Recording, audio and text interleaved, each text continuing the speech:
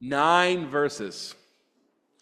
The Tower of Babel episode in the Torah is just 9 verses long. And more remarkable, it's universally known by anyone who's ever opened a Bible, or maybe even just by osmosis has heard what to babble means, and one of the stories of how human beings came to speak many languages. So the interpretation must be simple. It's only 9 verses, correct? Probably not. But most of us probably understand, at least on first glance, that the Tower of Babel story describes that humans spoke many languages because it's a punishment from God. Because when they were Safa Echad, one language, they said, let us build a tower up to the heavens and be like God.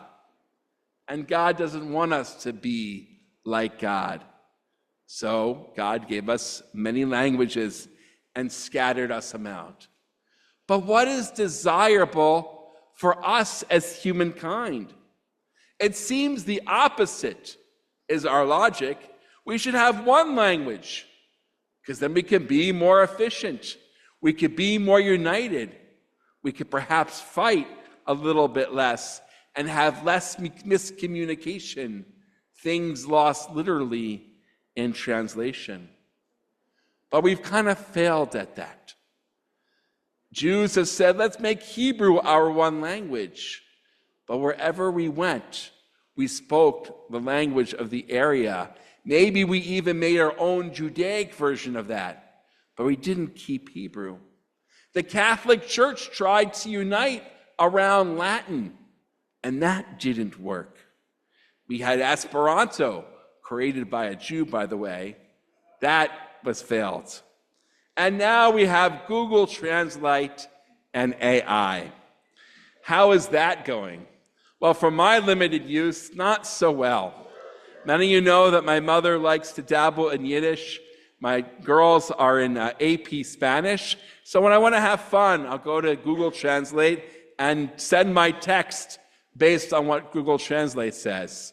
And more times than not, they go, huh? What is that saying?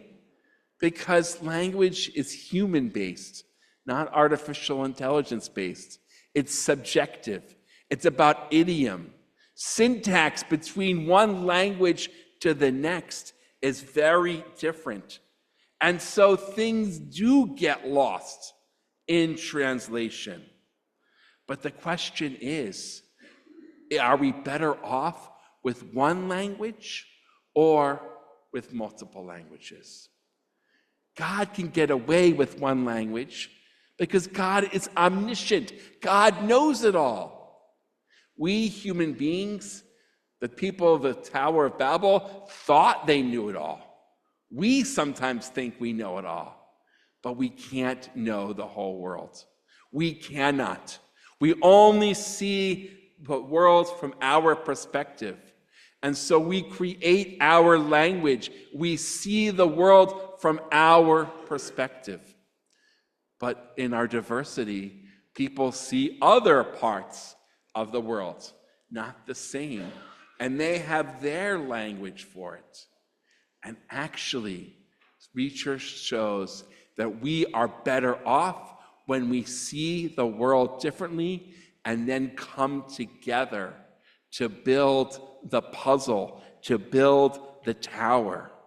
So it is not a punishment, actually, that we speak other languages. And the text itself actually embeds that message. That's what's beautiful about the Torah. Even in 9 verses, it can teach us multiple things. In one of those 9 verses, I think it's the second, there is a parenthetical phrase. And so the people of Babylonia say, come, let us make a tower with bricks and burn them hard. And here's the parenthetical phrase in English. Bricks served them as stone, and bitumen served them as mortar. The audience hearing this language lives in Canaan, lives in Israel. And they build with stone and mortar, not with clay and bitumen. Clay, we know, we burn it and it becomes hard. Bitumen is a petroleum product, very viscous. In Mesopotamia, there is a lot of oil in the ground, but in Israel, not so much. But there is Jerusalem stone, and there is lots of organic material that we could use as mortar. So one has stones and mortar, the other has different technology of clay and bitumen. Different perspectives, different technologies, different natural resources. But when we can come together, we can combine those technologies. And so we even see that in modern neurological science, saying that when human beings, when work groups, obviously we're thinking about productivity, when they live together and work together in diversity, our minds are actually brighter. Our neurons actually light up better. We've heard the term groupthink.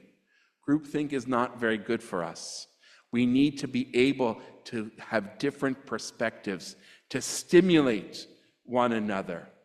And also, research has shown that because we are all fallible, it actually helps us cover for our mistakes. We're able to stop and to think. If there is a law system, the adversarial law. You might make assumptions, but we need someone to push us and say, is that correct? In journalism, and yes, in medical science even. A doctor, you don't want them to, God forbid, operate on the wrong thing. So when you have multiple systems, multiple questions being asked, doctor, you are now going to operate on this limb. And we've circled the limb, and that's what it's going to be. They double check, triple check. That actually works better. Our diversity makes us stronger. And I've taught that through my history classes and knowing things. New York City, our home, thrives better than Boston because New York City allowed for diversity. Boston was puritanical and asking everybody to think and behave alike. I don't want to say nothing wrong with it. I understood what they were trying to do, but if your question is, which is better off for human society, the diversity is clear. And that's what the United States is. The United States, it's still an experiment, is can we build a strong country with diversity?